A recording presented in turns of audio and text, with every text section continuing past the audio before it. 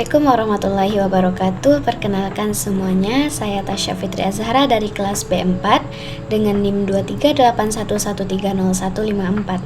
Pada kesempatan kali ini saya akan menyampaikan sebuah materi yang berjudul Metode dan Model Komunikasi Pembelajaran sebagai bentuk pemenuhan tugas mata kuliah Komunikasi Pembelajaran di Era Digital. Pada bagian ini saya akan menjelaskan tentang metode komunikasi pembelajaran.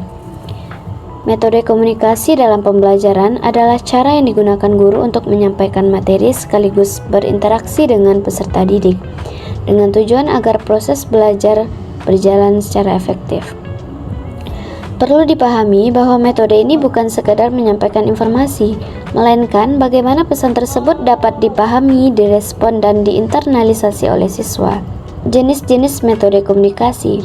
Ada 7 jenis metode komunikasi yang perlu kita kenali, yaitu yang pertama adalah komunikasi satu arah, one way communication. Pada metode ini, guru berperan sebagai pusat informasi, sementara siswa hanya menerima tanpa banyak interaksi. Contohnya adalah ketika guru menjelaskan materi sejarah di depan kelas dan siswa hanya mendengarkan serta mencatat. Kelebihannya adalah materi dapat dipahami dengan cepat, namun kekurangannya siswa cenderung lebih pasif. Yang kedua adalah komunikasi dua arah, two-way communication. Pada metode ini terjadi interaksi antara guru dan siswa, disertai umpan balik atau feedback. Contohnya, setelah guru menjelaskan materi dibuka sesi tanya jawab. Kelebihannya dapat meningkatkan pemahaman siswa, sementara kekurangannya membutuhkan waktu yang lebih lama. Yang ketiga, komunikasi multi arah, multi-way communication. Interaksi tidak hanya terjadi di antara guru dan siswa, tetapi juga antara sesama siswa. Contohnya adalah diskusi kelompok untuk memecahkan soal. Kelebihannya yaitu melatih kerjasama dan kemampuan berpikir kritis. Namun kelemahannya, kelas bisa sulit dikontrol jika situasi menjadi ramai. Yang keempat adalah komunikasi verbal, menggunakan kata-kata baik secara lisan maupun tulisan. Contohnya penjelasan lisan guru di kelas atau instruksi tertulis di papan tulis dan modul. Kelebihannya, pesan mudah disampaikan secara jelas dan langsung, cocok untuk menjelaskan konsep kompleks, serta bisa disesuaikan dengan tingkat pemahaman siswa. Kekurangannya bisa membosankan jika hanya ceramah, bergantung pada kemampuan bahasa siswa, dan kurang efektif untuk siswa dengan gaya belajar visual atau kinestetik. Yang kelima yaitu komunikasi nonverbal, komunikasi yang menggunakan bahasa tubuh, ekspresi wajah, atau media visual.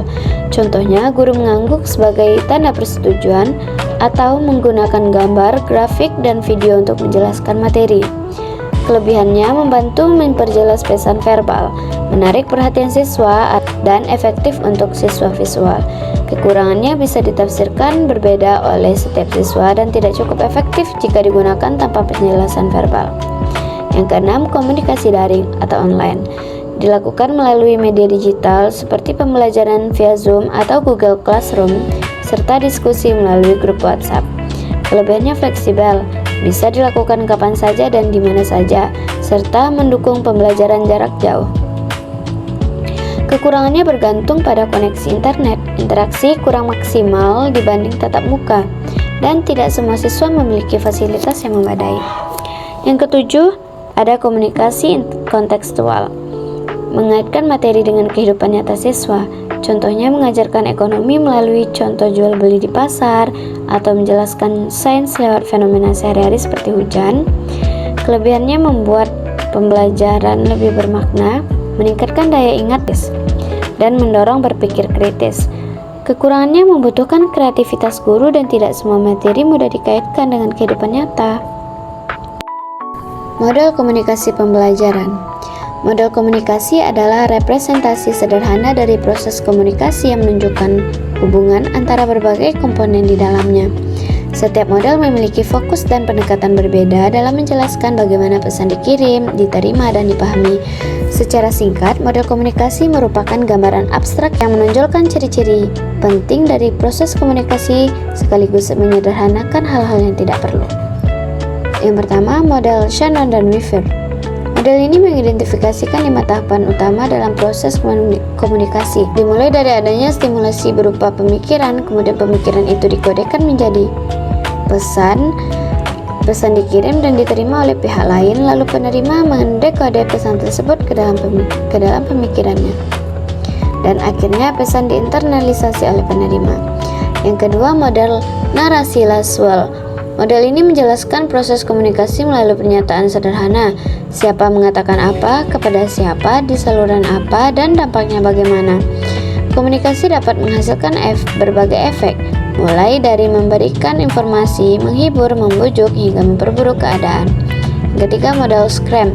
Wilbur Scrum memperkenalkan konsep medan pengalaman, field of experience, sebagai faktor penting dalam komunikasi. Apakah pesan yang dikirim akan diterima sesuai maksud pengirim? Sangat bergantung pada sejauh mana medan pengalaman pengirim dan penerima saling bertemu atau tumpang tindih. Yang keempat, model Katz dan Lazarville. Model ini menyatakan bahwa pesan yang disampaikan melalui media massa tidak selalu berdampak besar. Pemilih yang masih bimbang, misalnya, dipengaruhi oleh orang-orang yang di sekitarnya daripada oleh media massa itu sendiri. Yang kelima, model Wesley dan McLean. Model ini berpandangan bahwa proses komunikasi dimulai dari penerimaan pesan, bukan dari pengirimannya.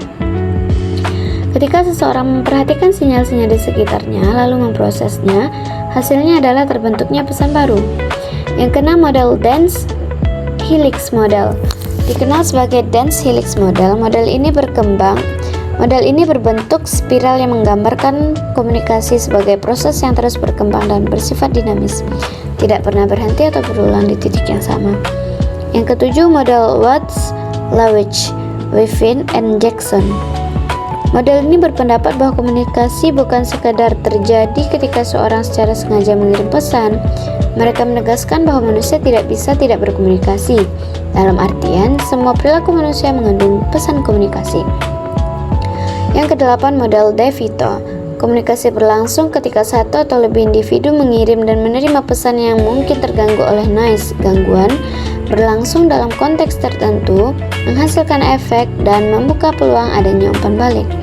Yang kesembilan, model stimulus respon.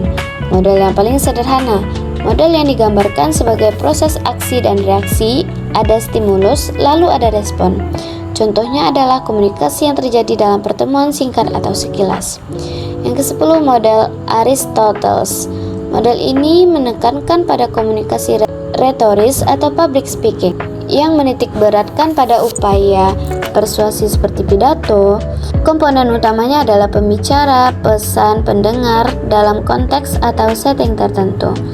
Yang ke-11, model Laswell. Hampir mirip dengan model narasinya, model ini mempertegas aspek komunikasi. Who say what, in which channel, to whom, with what effect.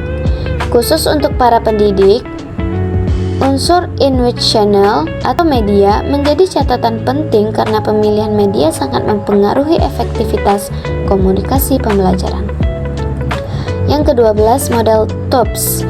Model ini memandang komunikasi sebagai proses transaksional di mana kedua peserta komunikasi, baik pendidik maupun peserta didik, berperan sekaligus sebagai pengirim dan penerima pesan. Contoh penerapannya adalah diskusi kelompok. Yang ke-13 adalah model Berlo. Model ini terdiri dari 4 komponen utama, yaitu S untuk source, sumber atau pihak yang menciptakan pesan. M atau message, pesan atau informasi yang disampaikan. C untuk channel, saluran atau media yang digunakan. R untuk receiver, yaitu penerima pesan. Ini tidak hanya menggambarkan komunikasi publik dan massa, tetapi juga komunikasi antar pribadi dan berbagai bentuk komunikasi tertulis. Demikianlah materi ini saya sampaikan.